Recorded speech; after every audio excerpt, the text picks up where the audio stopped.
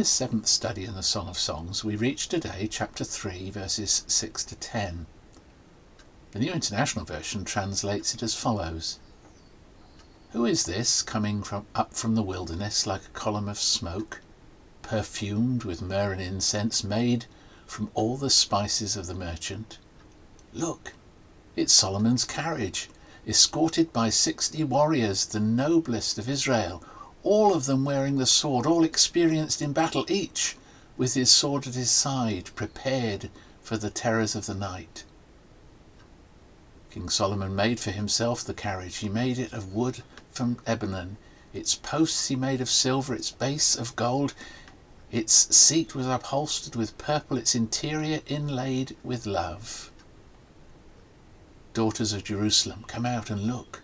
You daughters of Zion, look on King Solomon wearing a crown, the crown with which his mother crowned him on the day of his wedding, the day his heart rejoiced. In the previous 2.5 chapters we have been a fly on the wall as we've witnessed a young couple falling in love. We've been party to their initial and mutual infatuation. We've watched on discreetly as they have begun to explore one another physically. We've rejoiced as we have recognized that they have understood that the best experience of full sexual union is one that builds upon a deep friendship and a lasting exclusive commitment to one another. We've seen their deepening confidence in one another that has left neither of them in doubt that they have met their match in the best possible sense of the phrase. And finally, in the early verses of the present chapter, we've met the bride-to-be on her wedding eve, longing to be with no one else but the one to whom she is united in such a deep and passionate love. It comes as no surprise then that the songs that follow in chapter 3 verses 6 through to chapter 5 verse 1 describe to us the wedding day.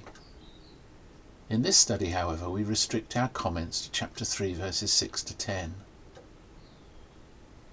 We know very little about the manner in which weddings were celebrated in the ancient Near Eastern world, and we also know that poets have always resorted to the remotest and dustiest corners of dictionaries in pursuit of their trade.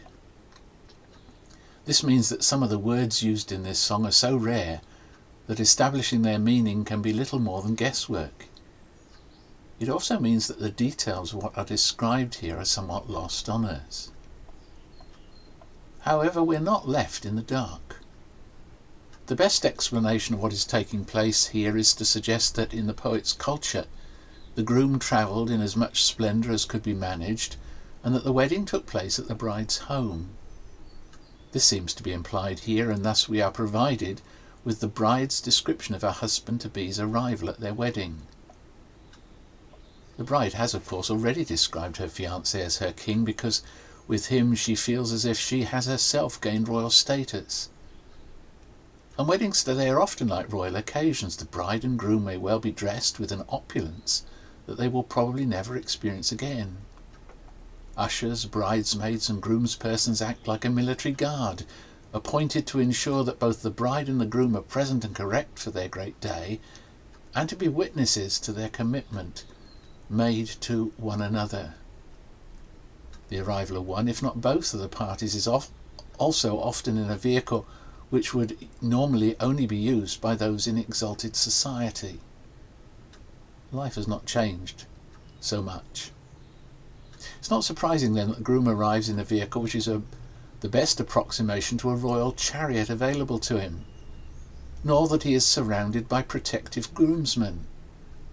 Small wonder then that the bride hurries out with her attendants and bids them admire the splendour of her fiancé's arrival, although we note that her eyes are less on the chariot than that of her King Solomon. So much for the big picture. There are, however, a number of details that we cannot possibly pass over and would surely not have been missed by those first acquainted with this song. It's therefore difficult not to miss the allusions in verse 6 to the experience of Israel in the wilderness. Unless we miss this, the very word wilderness is used.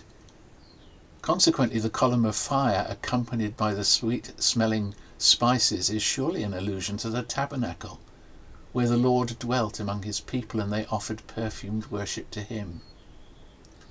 With this in mind, we notice the reference in verse 9 and the beginning of verse 10 to Solomon's use of cedars from Lebanon.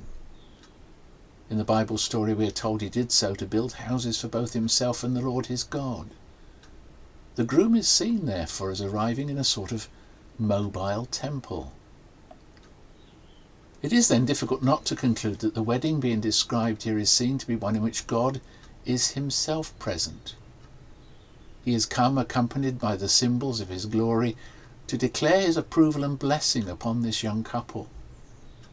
However, more than that, it seems that in their union they are building a sacred place, one in which God himself has come to make his home. The language is, if it is the correct word, sacramental. There are even echoes of the Garden of Eden in their marriage, supremely witnessed in the sexual union they will shortly enjoy. This young couple are to become one like the first couple, ready to experience together the headiest form of human relationship, and one that was and remains central to God's best plans for individuals, couples, and their world. Another suggestive detail is the fact that the bride's mother-in-law seems to have a prominent, almost priestly role. It is she who in verse 10 places the crown on her son's head as the symbolic act which unites the young couple. Hitherto he has been her own since she bore him. Now, however, there is another woman who is and must be the one with whom her son shares his deepest intimacies. So she is enacting a significant change in her son's status. And all this is done to public acclaim. A crowd of family and friends as well as well-wishing onlookers are present at this very public event. The surrounding community therefore are witnesses to an event that affects them all and helps consolidate their society. So when we reach the end of this short song, the young lovers are now husband and wife. On behalf of the community as a whole, the groom's mother has fulfilled her priestly duties, and what has taken place is profoundly solemn.